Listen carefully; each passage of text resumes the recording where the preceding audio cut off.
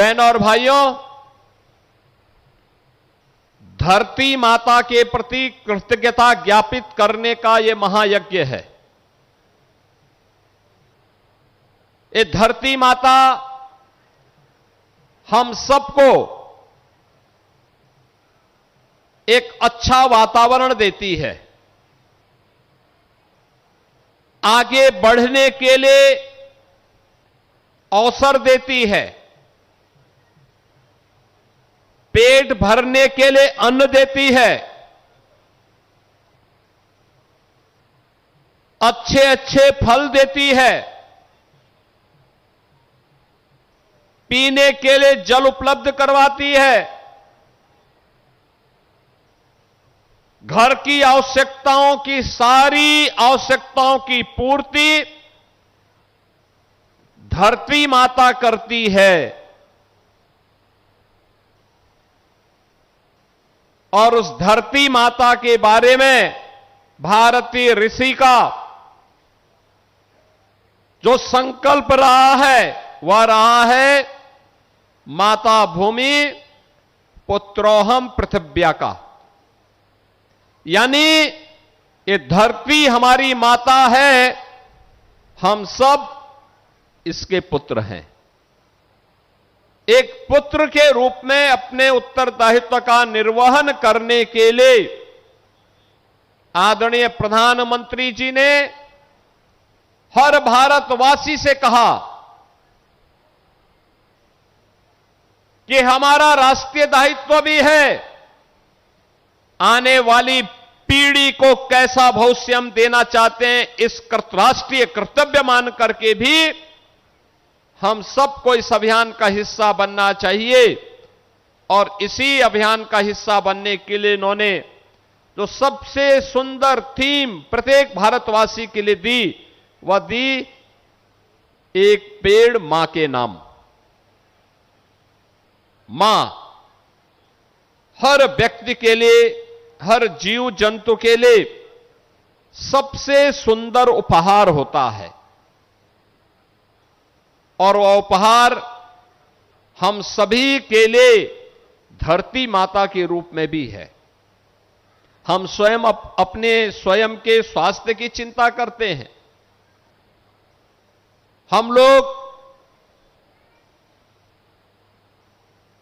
समय समय पर अपना उपचार कराते हैं, डॉक्टर के पास जाते हैं, लेकिन धरती माता के उपचार के लिए कोई भी व्यवस्था नहीं करते। जो धरती माता पर हम सब आश्रित हैं, जिस धरती माता के कारण यह जीव सृष्टि बची हुई है, उस धरती माता के स्वास्थ्य की हम कभी चिंता नहीं करते।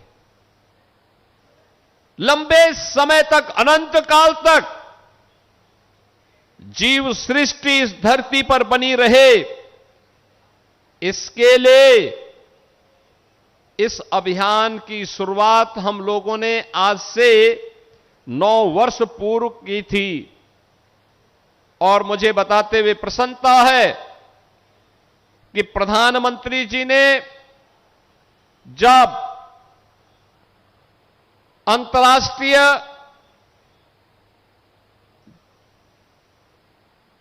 पांच जून को विश्व पर्यावरण दिवस के दिन जब देशवासियों से कहा कि अधिक से अधिक पेड़ लगाने के लिए एक पेड़ मां के नाम इस अभियान का हिस्सा बने, तो मुझे प्रसन्नता है कि इस वर्ष अभी 5 जून को विश्व पर्यावरण दिवस के दिन ही 5 करोड़ से अधिक वृक्षारोपण का कार्यक्रम यूपी के अंदर संपन्न हुआ। और गत वर्ष हम लोगों ने 35 करोड़ से अधिक वृक्षारोपण किया था। और पिछले 9 वर्ष के अंदर जो अभियान चला है, इस अभियान में कुल मिलाकर के अब तक 242 करोड़ वृक्षारोपण के कार्यक्रम को यूपी ने संपन्न किया है। यूपी के अंदर इंफ्रास्ट्रक्चर में भारी वृद्धि हुई है।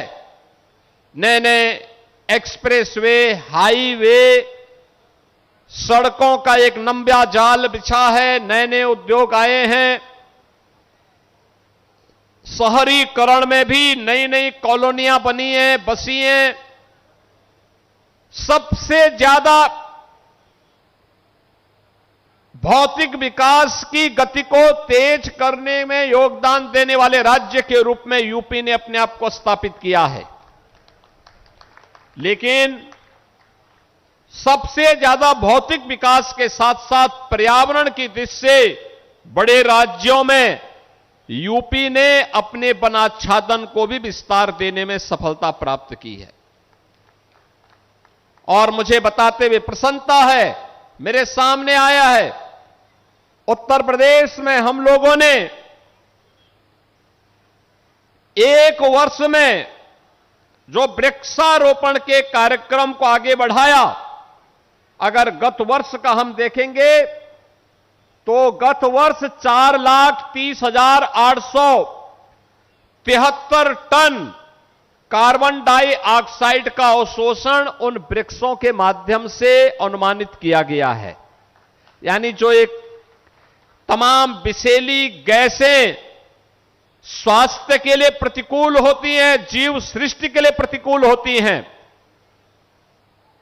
इस धरती माता में जब एक पेड़ उगता है तो वह सैकड़ों टन कार्बन डाइऑक्साइड का अवशोषण करता है। कार्बन का संचयन 1,17,500 टन इस दौरान हुआ, धरती की उर्वरता को बनाए रखने के लिए। और ऑक्सीजन का उत्सर्जन जो इसके कारण हुआ वह हुआ है 3,13,373 टन।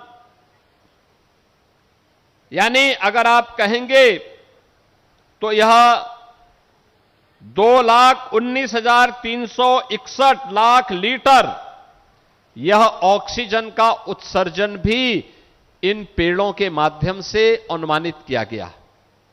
और अगर 9 वर्षों के इन आंकड़ों को हम जोड़ करके देखेंगे तो बहनों और भाइयों, जो वृक्षारोपण के बड़े कार्यक्रम को हम लोगों ने यूपी के अंदर इस दौरान किया और उसके कारण वृक्षारोपण का आच्छादन, वनाच्छादन यूपी का बढ़ा, परिणाम हुआ 6,37,74,130 टन कार्बन डाइऑक्साइड का अवशोषण हुआ। 1,73,90,000 कार्बन का संचयन भी हुआ और 4,63,90,130 टन ऑक्सीजन का उत्सर्जन भी हुआ। यानी आज हम सबके सामने ये आंकड़े इसलिए महत्वपूर्ण हो जाते हैं, आपने मौसम के चक्र को देखा होगा।